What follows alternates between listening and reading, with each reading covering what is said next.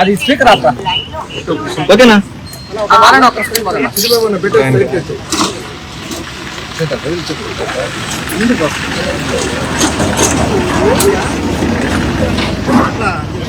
ఓకేనా?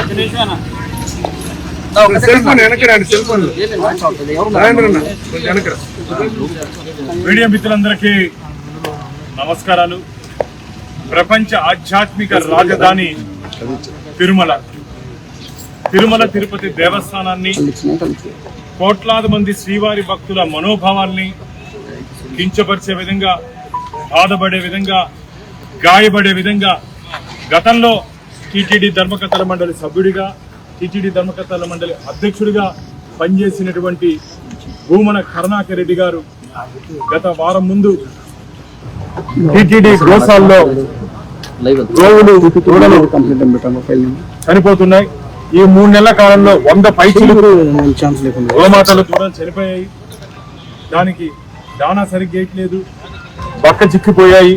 ఒక అసత్య అబద్ధపు ప్రచారాన్ని గోవింద భక్తుల్లోకి, శ్రీవారి భక్తుల్లోకి, ప్రజల్లోకి తీసుకుని వెళ్ళడం జరిగింది.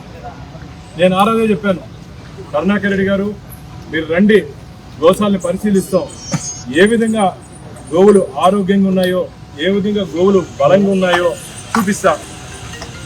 మీకు దృష్టిలోపం ఏమైనా ఉందేమో, బాగుండేటివి కూడా పక్కకు కనబడతాయేమో. మీకు వచ్చినటువంటి ఇన్ఫర్మేషన్ ఎవరు ఇచ్చారో అవన్నీ తప్పుడు ఇన్ఫర్మేషన్. ఏదైనా ఇన్ఫర్మేషన్ వస్తే మాకు కూడా ఇన్ఫర్మేషన్ వస్తుంది, దాన్ని మేము జాగ్రత్తగా పరిశీలించి దాన్ని ప్రజల ముందుకు, పత్రికా ముందుకు వస్తాం. మేము గతంలో మేము కూడా మీరు ధర్మకర్తల మండలి అధ్యక్షుడు ఉన్నప్పుడు కానీ 2019 నుంచి 2024 వరకు మేము కూడా అనేక సందర్భాల్లో తిరుమల తిరుపతి దేవస్థానాల్లో జరిగినటువంటి అవినీతి అక్రమాల మీద పోరాటం చేసినటువంటి వ్యక్తులు. కానీ ఆధారాలతో చేశాము, పూర్తి ఆధారాలతో చేశాము. మీ ప్రభుత్వం టీటీడీ సంయుక్తంగా తీసుకునే నిర్ణయాల మీద హైకోర్టుకి పోతే ధర్మమే గెలిచింది.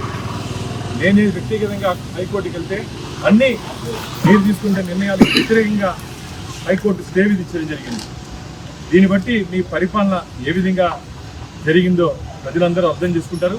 ఈరోజు కరుణాకర్ రెడ్డి గారి మీద కేసు నమోదు చేయాలని చెప్పి ధర్మకర్తల మండలి సభ్యుడిగా ఈరోజు తిరుపతి ఎస్పీ గారిని భారతీయ జనతా పార్టీ బృందంతో, లీగల్ టీంతో నేను కలవడం జరిగింది. భక్తుల మనోభావాలను దెబ్బతీసే విధంగా వారు వివరించారు. బిఎన్ఎస్ నంబర్ 356, భారతీయ న్యాయ సంహిత 356 and 74 ఆధారంగా కరుణాకర్ రెడ్డిపై కేసు నమోదు చేయాలని చెప్పి మేము ఇప్పుడు ఎస్పీ గారికి ఫిర్యాదు చేస్తాం. నోరుంది కదా అని చెప్పి ఇష్టం వచ్చినట్టు మాట్లాడటం, నోరుంది కదా అని చెప్పి ఆధారాలు లేకుండా మాట్లాడటం. నిన్న మళ్ళా పెట్టాడు, నేను చెప్పినటువంటి మాటలకి కట్టుబడి ఉన్నాడంట. నువ్వు కట్టుబడి ఉన్నావో నిన్ను చెట్టు కేసు కట్టేస్తున్నారు ప్రజలు రాబో రోజులు ఇలాగే మాట్లాడుతుంటే. రేగ దూడలు ఎలా చనిపోతాయి అంటున్నారు. రేగ దూడలు అయ్యా, నువ్వు ఎప్పుడు చైర్మన్ ఉన్నావు? 2024 జనవరి 1వ తేదీ నుంచి జూన్ వరకు ఎవరున్నారు? నువ్వే కదా టీటీడీ చైర్మన్. అప్పుడు లేక దూడలు ఎన్ని చనిపోయినాయి తెలుసా? 45. ఇది నేనే చెప్పేది కాదు, మీ రిపోర్టు. తల్లులు 34, 79 చనిపోయాయి కరుణాకర్ రెడ్డి.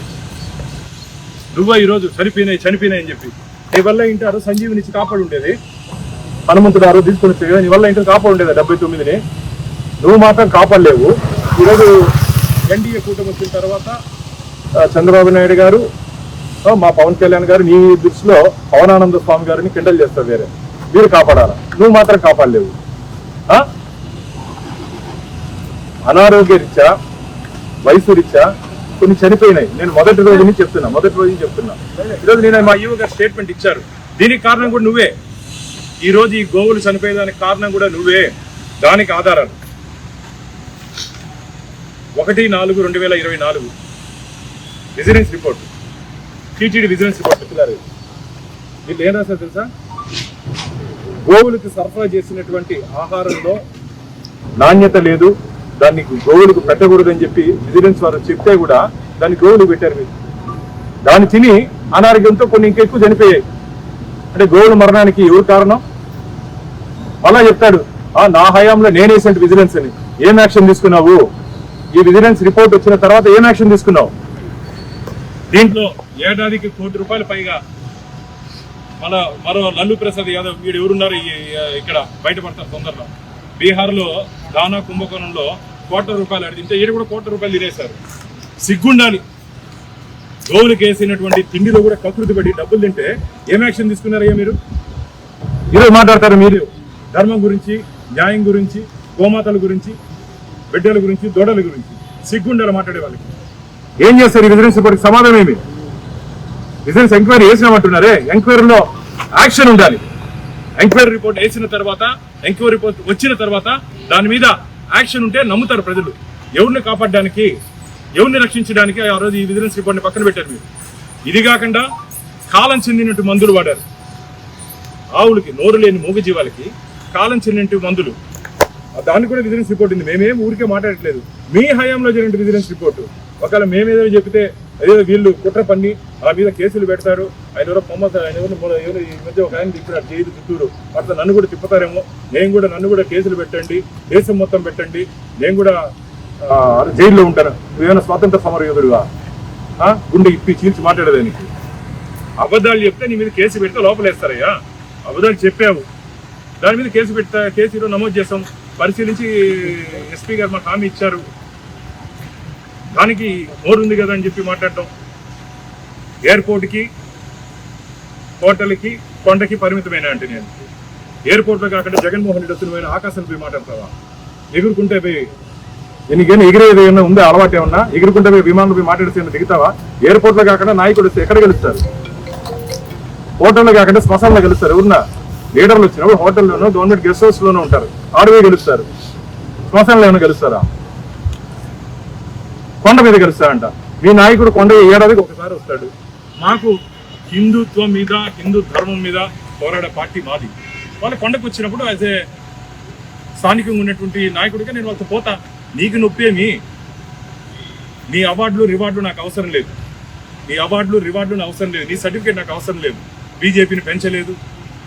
63,000 ఓట్లు పైచులకు ఈరోజు మా ఇండియా కూటమి గెలిచింది. అది నీకున్నటువంటి అర్హత.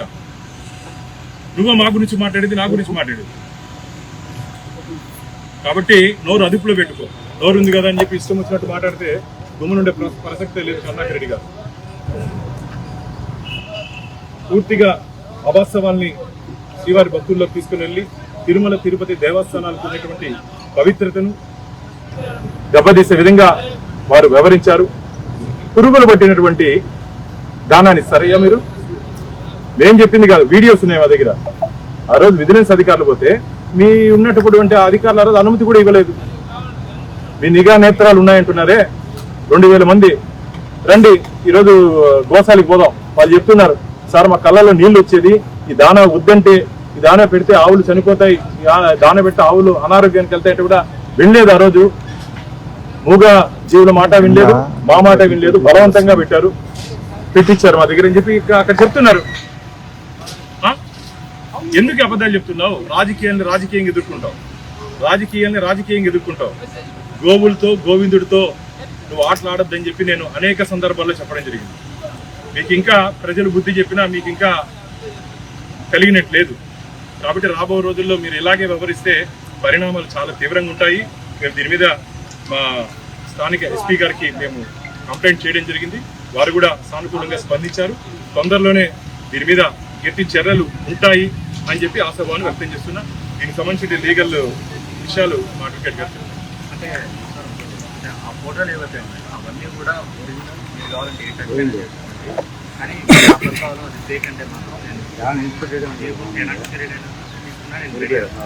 చర్యలు తీసుకుంటాం.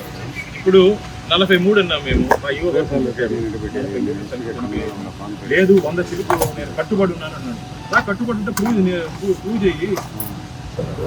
అంటే బయట చనిపోయిన ఆవులు కూడా తెచ్చి అదే సాయం నువ్వు చూపించేస్తావా? 43 చనిపోయినాయని చెప్పి అథెంటిక్ రిపోర్టు. ఇదేం మేమేమి అబద్ధాలు చెప్పట్లేదు. సరే, ఈ రోజు ఏదో చనిపోయినాయి అని చెప్పి నువ్వు బాధపడుతున్నావే, నువ్వు అధ్యక్షుడిగా ఉన్నప్పుడు చనిపోయినాయి మూగజీవాలు, దానికేం సమాధానం చెప్తావు? 79 చనిపోయాయి కదా, 79 చనిపోయాయి కదా, దానికేం సమాధానం చెప్తావు? టీటీడీలో ఏం జరిగినా పిన్ చుప్పని చెప్పడానికి 2000 మంది ఉద్యోగస్తులు మాకు సపోర్ట్గా ఉన్నారని భూములు చెప్పారు. దీంతోనే జరుగుతున్నాయి. పాప చిన్న చిన్న వాళ్ళ మీద ఎందుకంటే పిచ్చి మీద బ్రహ్మాస్త్రాలు. అంటే ఇంకోటి అంటే ఈ బిజినెస్ ఇంకోటి అనేది ఇప్పుడు బయటకు వచ్చింది. దాదాపు ఈ ప్రభుత్వం కూడా 10 నెలలు ఆ టైంలో మీకు తెలిసిన వెంటనే కూడా వాటి మీద మీరు చర్యలు టీటీడీలో జరిగినటువంటి అవినీతి అక్రమాల మీద స్టేట్ విజిలెన్స్ అండ్ ఎన్ఫోర్స్మెంట్ దీని మీద దర్యాప్తు చేసింది. ఆ దర్యాప్తు రిపోర్ట్ని రాష్ట్ర ప్రభుత్వానికి ఇవ్వడం జరిగింది. అది వచ్చిన తర్వాత దీని మీద యాక్షన్ తీసుకుంటామని చెప్పి నాకు ఈఓ గారు చెప్పారు, టీటీడీ కూడా చెప్పడం జరిగింది. నిన్న ఇవన్నీ బయట వచ్చాయి కాబట్టి అనివార్య కారణాలు రిపోర్ట్ రాకముందు మేము చెప్పాం. ఎందుకంటే వన్స్ విజిలెన్స్ ఎంక్వైరీ చేసిన తర్వాత దాని రికమెండేషన్స్ పైన మేము పనిచేయాలి. ఇప్పుడు నేను కూడా 100 కోట్లు పరకామంలో దొంగతనం జరిగింది. దాన్ని చెట్టు కింద పంచాయతీలుగా ఈ చెట్టు కింద కూర్చొని పంచాయతీ చేసి లోకాలతో రాజీ చేసుకున్నారు. వీళ్ళు ఎవరయ్యా రాజీ చేయడానికి? దాని మీద కూడా నేను బోర్డులో కంప్లైంట్ ఇవ్వడం జరిగింది, ఎంక్వైరీ చేయమని చెప్పి. ఈఓ గారు ఏం చెప్పారంటే విజిలెన్స్ అండ్ ఎన్ఫోర్స్మెంట్ రిపోర్ట్ ఇచ్చిన తర్వాత దాని మీద సాక్ష్యం తీసుకుంటామని చెప్పారు. కాబట్టి దానికోసం ఆగేమే తప్ప ఏదో దీంట్లో ఏదో గూడుపట్టని లేదు. ఇది పూర్తిగా అథెంటిక్ రిపోర్టు. రాబో రోజుల్లో ఎవరెవరు తప్పు చేశారో, ఎవరెవరు పంచుకున్నారో, ఎవరెవరు లల్లూ ప్రసాద్ యాదవ్లు ఉన్నారో అందరూ దీని వెనకాల ఈ కుట్రలో భాగస్వాములు, ఎవరెవరు పంపకాలు ఎక్కడెక్కడ జరిగిందో, బీహార్ నుంచి ఏపీ వరకు ఎక్కడెక్కడ వచ్చిందో ఈ వాటాలు అన్నీ రాబో రోజుల్లో శ్రీవారి భక్తులను మీరు పెట్టబోతున్నారు. ఆయన ఒక మాట అన్నాడు, మీరు మర్చిపోతుంటారు, నేను నాకంతా టీటీడీ మీద నాకు పట్టుంది, మీరు వచ్చిన వాళ్ళు 2 ఏళ్ళు ఉంటారు, 3 ఏళ్ళు ఉంటారు, పోతారు, పాలక మండలికి ఏం కాదు, నేను చెప్పినట్టు నడుస్తుందనే యాంగిల్లో మాట్లాడాను. అయ్యా, నేను కూడా 1971 తిరుపతిలో పుట్టాను. నేను కూడా లోకలే. మీరు ఎక్కడ పుట్టారు, మేము అక్కడే పుట్టాం. మీరు ఎక్కడ పెరిగారు, మేము అక్కడే పెరిగాం. మీరు ఏం చూసారు, మేము అదే చూసాం. దృష్టిలోపం ఉందేమో మీకు, అన్ని బాగుండేటివన్నీ సరిగ్గా కనపడవు. టీటీడీ మీ పాలక మండలికి కానీ మీరు నియమించిన అధికారులకు కానీ టీటీడీ మీద పట్టు లేదు, ఇంకా నాకే టీటీడీ మీద పట్టుంది.